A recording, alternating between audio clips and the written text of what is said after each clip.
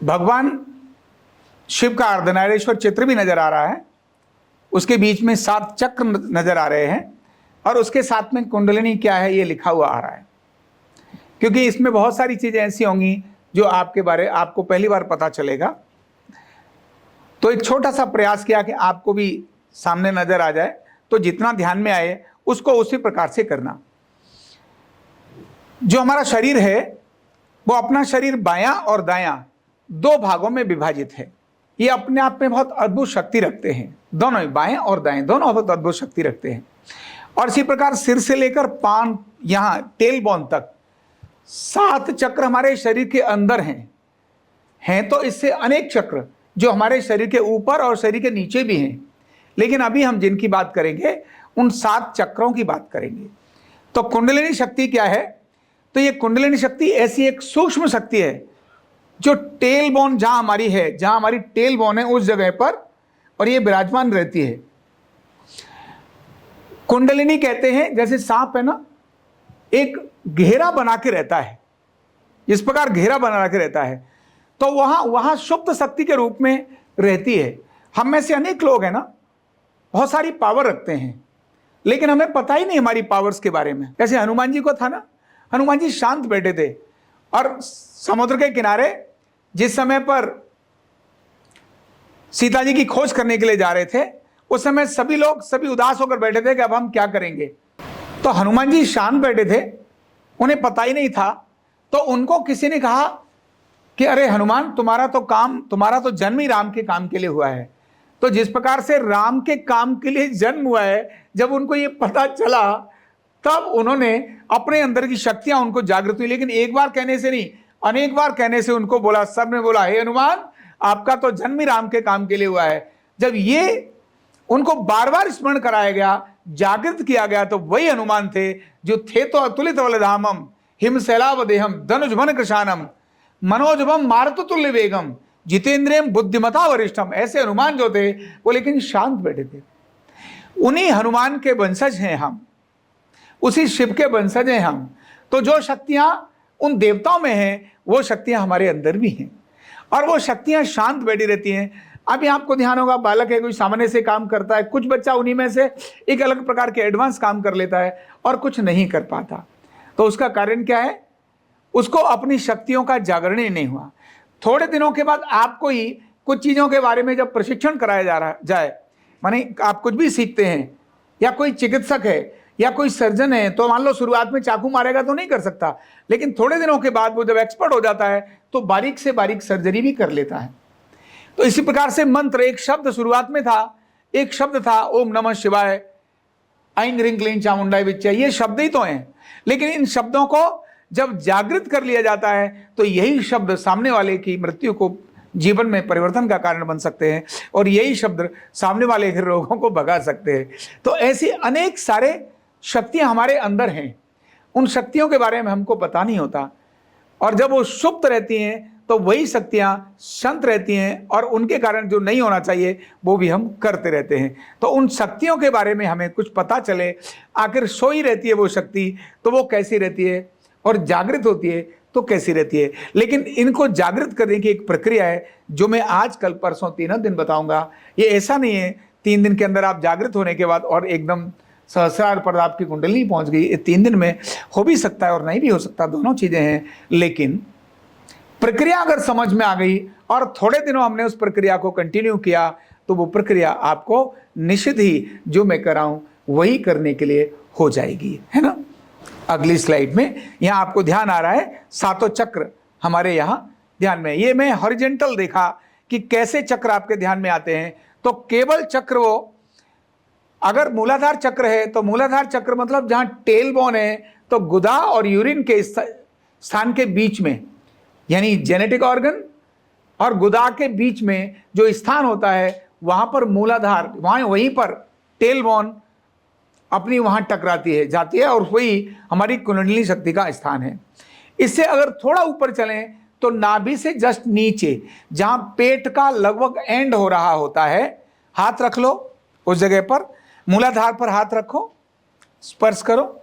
इसके बाद यहां नाभि से जस्ट नीचे आगे की तरफ जहां हमारा यूरिनरी ब्लैडर है, यानी जल तत्व होता है, इसीलिए आगे बताऊंगा। ये हमारा स्वादिष्ठान चक्र है, जहां नाभि है, नाभि, यहां पर हमारा मणिपुर चक्र है, और जहां हमारा यह जो रिफ शुरू होती है, रिफ्स, जहां हमारा हृदय है, हृदय के साथ जो मध्य में स्थान है, जिसको हम कौड़ी कभी कभी बोल देते हैं, वो कौड़ी का जो स्थान है, ये हमारा अनाहत चक्र है।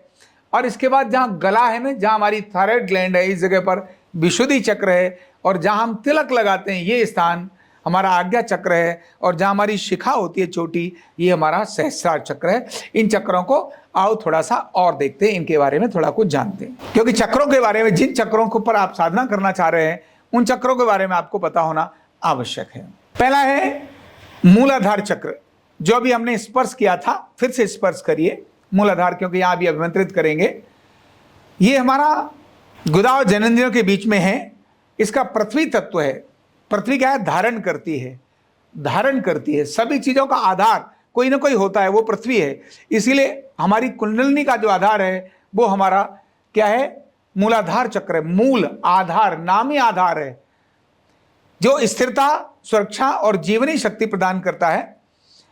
अगर ये सोया हुआ है, सुप्त अवस्था में है, तो हमें डर लगेगा, असुरक्षा की भावना होगी, आलस आएगा, जड़ता आएगी, जीवन में अस्थिरता आएगी, आत्मविश्वास की कमी होगी, लोभ जागृत होगा, और भौतिक वस्तुओं के प्रति आसक्ति होगी। अगर ये सोया हुआ है, अगर ये हमारे अंदर हो रहा है, इसका मतलब वो जागृत नहीं है। और जब जाग जाता है तो जीवन के अंदर स्थिरता आती है, आत्मविश्वास आता है, कॉन्फिडेंस जागृत होता है, भय का अभाव हो जाता है। मतलब कहते हैं अब डर नहीं लगता, हर चीज को कुछ भी करने से डर नहीं लगता है, दृढ़ता आती है, ऊर्जा, पावर आती है, और धरातल में से जो है ना गहरा जुड़ाव होता है। ध्यान रखना, भय होता है तभी हम भटकते हैं, भटकते हैं यहां वहां। क्यों?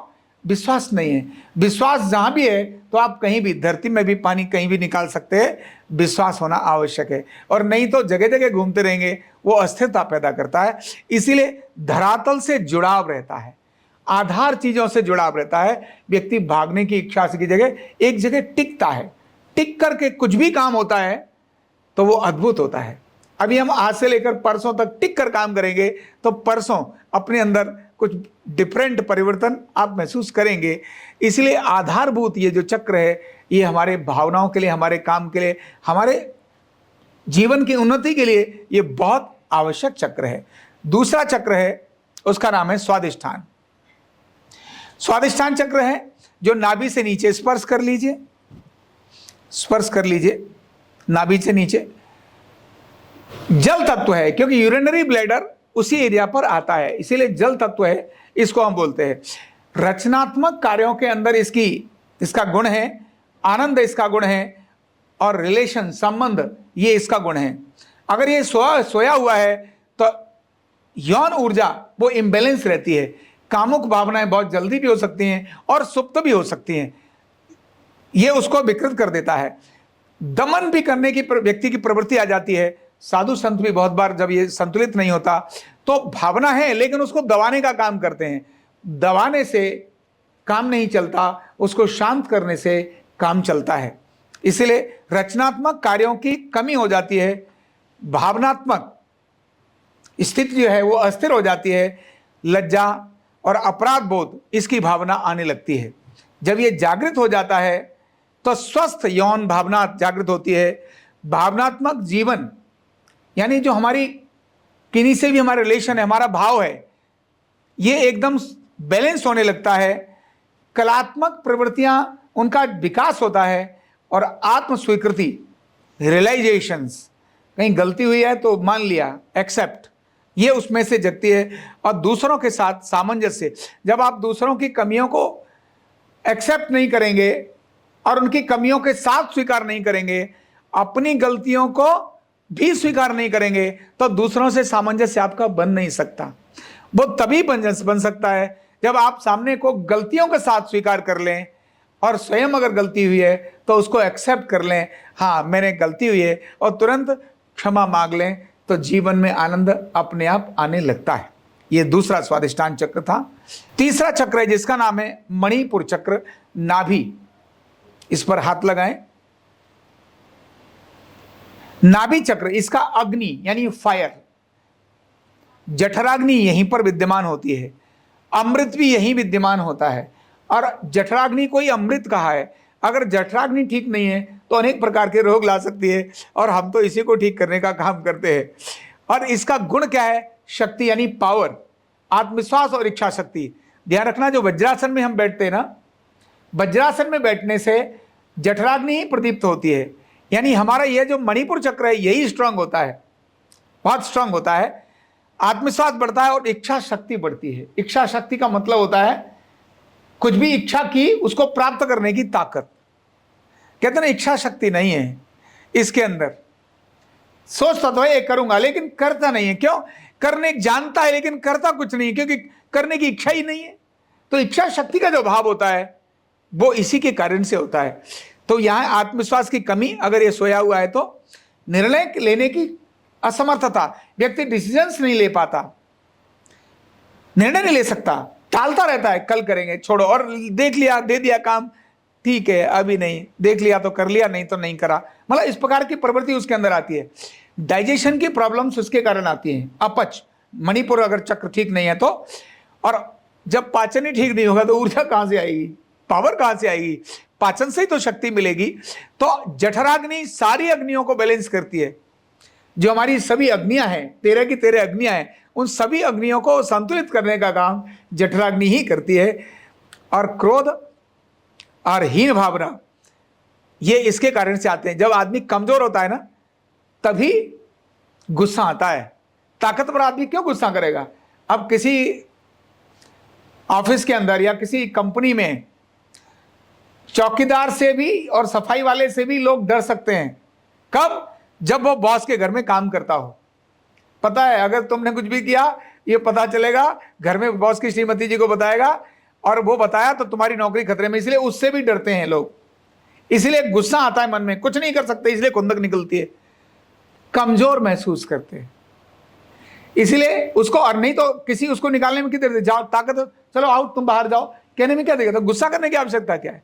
जब कहने से काम हो जाए तो गुस्सा की जरूरत क्या है? तो इसीलिए क्रोध आता है और हीन भावना आती है, मैं नहीं कर सकता। मणिपुर चक्र के सोते रहने से हीन भावना जागृत होती है, और इसका जागृत होने से तो पता ही है, आत्मविश्वास जगेगा, इच्छा शक्ति ऊर्जावान होगी, सक्रिय व्यक्तित्व होगा। यानी व्यक्ति तो है, पर्सनालिटी तो है, लेकिन एक्टिव नहीं है। मानी सज्जन शक्ति तो है लेकिन निष्क्रिय है।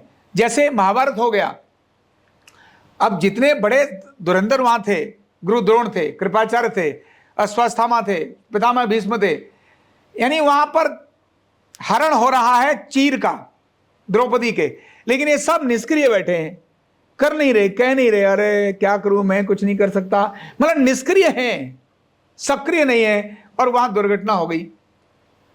तो समाज में जब सज्जन लोग निष्क्रिय हो जाते हैं तभी दुर्घटनाएं घटती हैं। इसलिए सज्जनों की सक्रियता को करने के लिए, अगर आप सज्जन हैं और अच्छे हैं तो आप एक्टिव रहें, तो उसकी सक्रियता के लिए इसका जागृत होना बहुत आवश्यकता है। ये इसके लक्षण हैं। अगर आप ऊर्जावान हैं, सक्रिय रहते हैं, आपको सफलता प्राप्त करने की क्षमता है, कुछ भी ठान लेते हैं उसको करके दिखाते हैं, नेतृत्व गुण आपके अंदर है, आप लीडरशिप क्वालिटी रखते हैं, इसका मतलब है आपका मणिपुर चक्र जागृत है। तो ये गुण हैं जो दिखाते हैं कि आपका मणिपुर जागृत हो रहा है।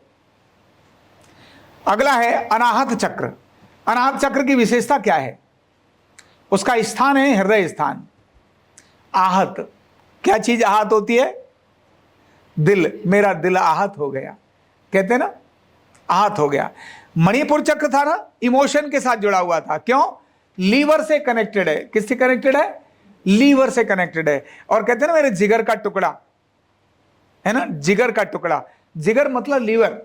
तो मणिपुर का संबंध पाचन यानी जठराग्नि और लीवर के साथ संबंध है, और इसका संबंध है हृदय के साथ। हृदय बहुत अलग है। हृदय के अंदर, हृदय का जो तत्व है वो है वायु, और इसीलिए इसका गुण क्या है? प्रेम है, करुणा है, संतुलन यानी बैलेंस है। हृदय से जब काम करेंगे तो प्रेम ही आएगा, करुणा आएगी, बैलेंस आएगा, और इसलिए सुप्त अवस्था में प्रेम का अभाव होता है। स्वार्थी प्रवृत्ति जागृत होती है, दूसरों से कटाव, और अकेलापन ऐसा जागृत होता है। मैं किस जो प्रेम नहीं करता वही अकेला रहता है, जो दूसरों से प्रेम करता है वो तो लोग वैसे ही मिलने के लिए आ जाते हैं, है ना। तो ईर्ष्या, दुख का भाव और भावनात्मक व्यक्ति में सुरक्षा की कमी आती है और क्षमा न पाने की प्रकृति, उसकी प्रवृत्ति निर्माण होती है। ये अगर वो क्षमा नहीं मांगता, किसी से सॉरी नहीं बोलता है, इसका मतलब है उसका हृदय चक्र ठीक नहीं है। और सॉरी कह देता है तुरंत, क्षमा करना, दूसरों से क्षमा मांग लेता है, तो मतलब उसका हृदय चक्र जागृत है। तो जागृत अवस्था क्या है? प्रेम है, करुणा है।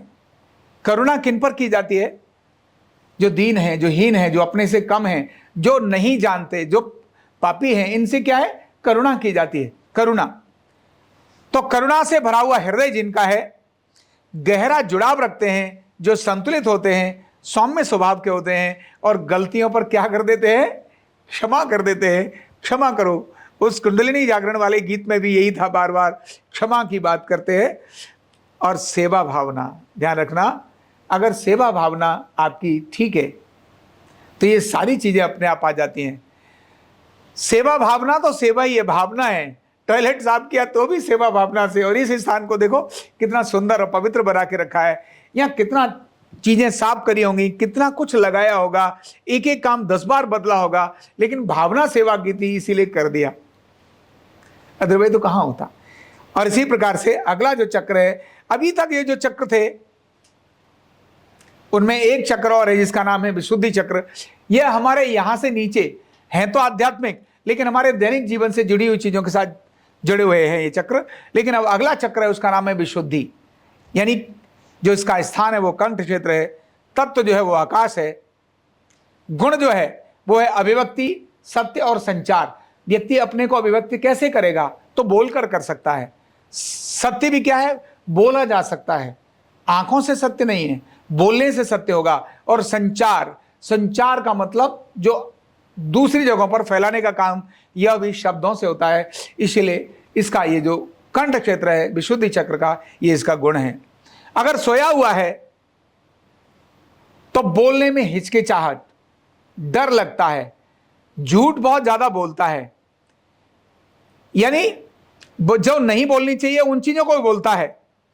थायराइड की समस्या भी इसके अंदर आती हैं। रचनात्मक कार्यों से बचता है, अभिव्यक्त नहीं कर पाता और अवरोध का बड़ा कारण बनता है। अवरोध में रुकावट, एक बड़ा रुकावट बनता है। जब कहना चाहिए तब कहता नहीं, जब नहीं कहना चाहिए तब कह देता है, तो वो रुकावट ही बनेगा। तो इसीलिए, और जागृत अवस्था अगर इसकी है तो पहली बात है स्पष्टता, कहेगा बड़ी स्पष्टता से कहेगा। सशक्त अभिव्यक्ति होगी उसकी। माना अगर उसने कोई चीज प्रकट किया ना, कोई बात बोली, तो बड़ी स्ट्रांगली बोलेगा, नहीं नहीं नहीं ये मैंने कहा है ना, इसमें होगा, कहा मतलब होगा। सत्यवादी, जो सही बोलता है, सत्य बोलता है। सत्यम, लेकिन अप्रिय नहीं, प्रिय सत्य बोलता है। ईमानदार है। ये ईमानदारी आपको इस विशुद्धि चक्र से आती है। अगर आप ईमानदार नहीं है, समझना विशुद्धि चक्र गड़बड़ है। संगीत है, यानी गाना है। अगर गाने की प्रवृत्ति बन रही है, गाना है। लेखन की प्रवृत्ति बनती है, लिखते हैं, अधिकतम लिखते हैं। जिनकी विशुद्धि चक्र जागृत हो जाता है वो बहुत कुछ लिखते हैं। और इसी प्रकार से उनकी कला यानी कौशल यानी स्किल उनके अंदर डेवलप होती है। नई नई कलाएं उनके अंदर डेवलप होती हैं जिनका विशुद्धि चक्र जागृत होता है। और वो एक्सपर्ट हो जाते हैं उन आर्ट्स के, उन कलाओं के, और दूसरों को प्रेरित करने की क्षमता रखते हैं। वो खुद ही नहीं करते, दूसरे भाई तुम भी करो, चलो तुम भी करो, ये भी रहते हैं। तो ऐसा ये विशुद्धि चक्र है जो अपने आप में बहुत अद्भुत चीजों को जागृत करता है। ये आपकी जानकारी में आएगा तो अब आप इस पर काम करेंगे।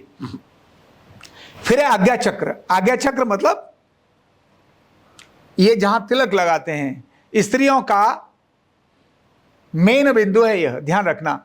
स्त्रियों के लिए आज्ञा चक्र, इसीलिए बार बार वहां सभी लोग तिलक लगाते हैं, लेकिन महिलाएं बिंदी जरूर लगाती हैं जिससे ये आज्ञा चक्र स्थिर रहे।